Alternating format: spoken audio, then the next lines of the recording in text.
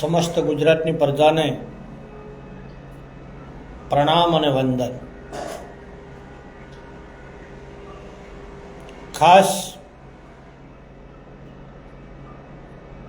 વિશેષ વાત એટલી કહેવાની છે કે અમદાવાદના કેશવનગરના 153 મકાન તૂટેલા, તે મકાનમાં રહેવાવાળો પરિવાર, તમામ ઠાકોર સમાજ, તેમની વેદના, તેમનું દુઃખ અને તેમની પડતી મુશ્કેલીઓના સમયની અંદર ઠાકોર સમાજને ગભેથી ગભો મિલાવી અને સહકાર આપનાર વડગામના ધારાસભ્ય શ્રી જિગ્નેશભાઈ મેવાણીને ખૂબ ખૂબ અભિનંદન આપું છું કે તમે જાતિ ભાતિ પક્ષ બાજુ ઉપર મૂકી અને ઠાકોર સમાજના એક દુઃખમાં ભાગીદાર થઈ અને વેદનાને વાચા આપી. તેમની સાથે લાલજીભાઈ દેસાઈ, અધ્યક્ષ શ્રી રાષ્ટ્રીય સેવા દળ કોંગ્રેસ પાર્ટી, તે પણ સાથ આપેલ અને સહકાર આપેલ, તેમનો પણ ખૂબ ખૂબ આભાર. માનનીય દીપસિંહ કાકા અમદાવાદ ભુદરપુરા, તેમને પણ કિંમતી સમય આપેલ, તેમનો પણ ખૂબ ખૂબ આભાર. બહુચરાજીના પૂર્વ ધારાસભ્ય શ્રી ભરતજી ઠાકોર, મહેસાણા લોકસભાના ઉમેદવાર રામજીભાઈ ઠાકોર,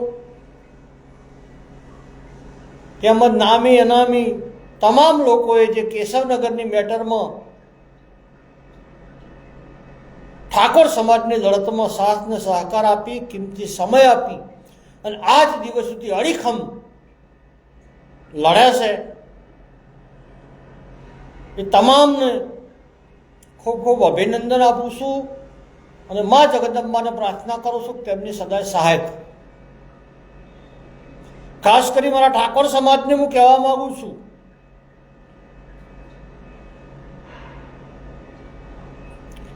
કે હંમેશના માટે દલિત સમાજ આપણી પડખે રહેશે. કોઈ પણ ચૂંટણી હોય, ઠાકોર સમાજનો ઉમેદવાર હોમે હોય અને હોમે અન્ય સમાજનો હોય તો દલિત સમાજ હંમેશના માટે મતદાન ઠાકોર સમાજ તરફી કરે છે. એટલે આ લોકશાહીમાં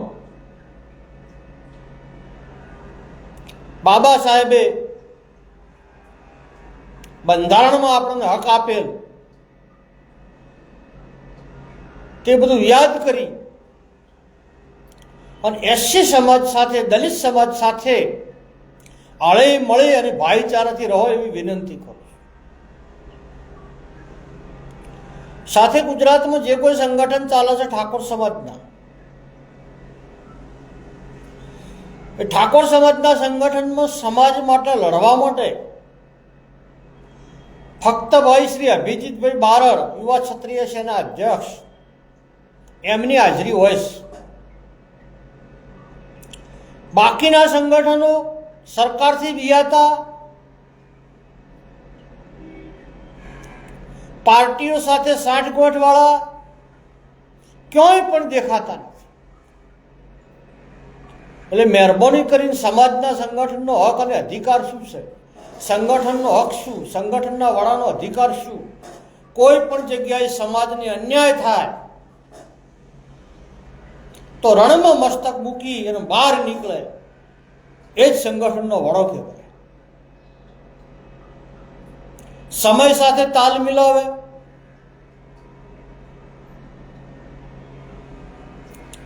રાજકીય પાર્ટી સાથે સેટિંગ કરવું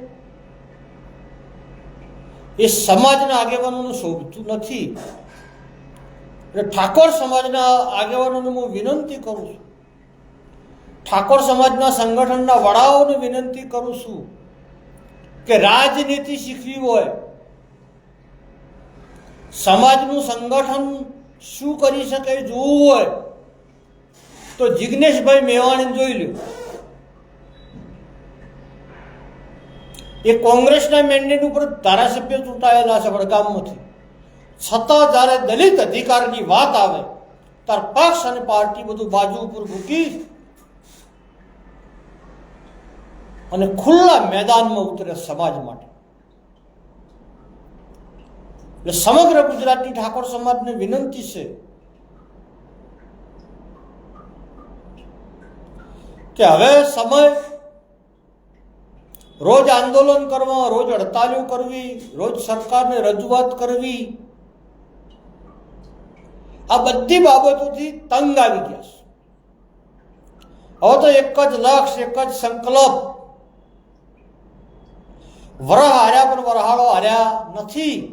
આગામી 2027ની અંદર યુદ્ધ એ જ કલ્યાણ.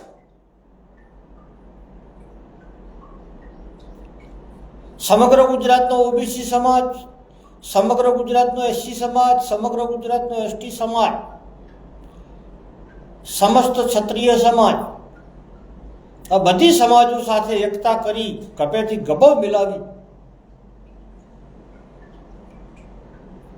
અને આપણી તમામ મુશ્કેલીઓનો અંત લાવવો હોય તો આપણી સરકાર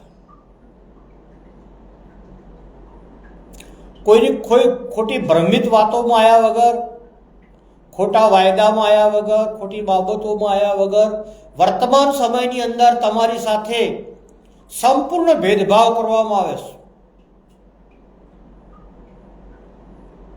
તમે અભણ રહો, તમે પસાત રહો, તમે સુખી ના થો એટલા માટે ગ્રામ્ય વિસ્તારમાં માધ્યમિક શાળાઓ એક પણ ખોલવામાં આવતી નથી. પ્રાથમિક શાળાઓમાં શિક્ષક નથી, પૂરતા ઓરડા નથી. એટલે અંગ્રેજોની કહેવત હતી કે કોઈ પણ સમાજને પસાત રાખવી હોય તો શિક્ષણથી વંચિત રાખો. આ યોજનાનો અમલ થઈ ગયો છે. એટલે બધી બાબતો ધ્યાનમાં રાખી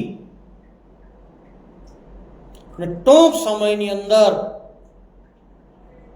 આપણે ગુજરાતની અંદર